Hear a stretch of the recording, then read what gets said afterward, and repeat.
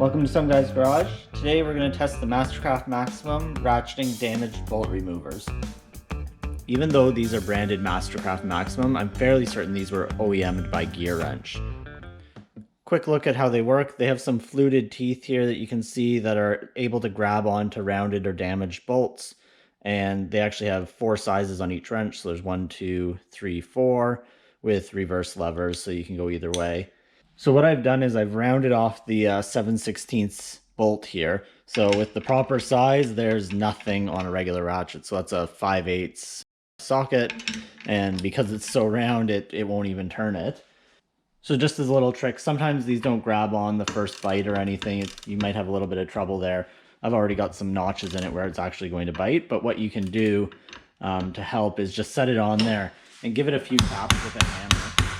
That'll get the teeth to sit down and get a really good bite on it so you are able to grab the bolt. So I've got the damaged bolt remover on there and have an initial bite, so let's try and get that off. And there we go, you can see it's loosened and gripped, and because it's ratcheting, we're able to get that to turn and we're actually able to pull that away.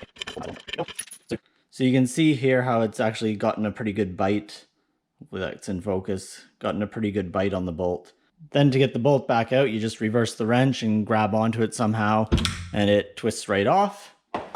Pretty simple. And then if we take a closer look at the bolt itself, you can see the gouges from the teeth. Hopefully there, you can see the gouges from the teeth where it actually grabs onto the bolt. I decided to try a shorter format without the detailed explanation of the score for each tool. Let me know what you think. But here's where the ratcheting bolt remover is placed on the tool score chart with a 30 out of 50. So that's the Mastercraft Maximum or Gear Wrench double-ended ratcheting bolt removers. Any questions, post them in the comments below. Thanks for watching, and we'll see you next time.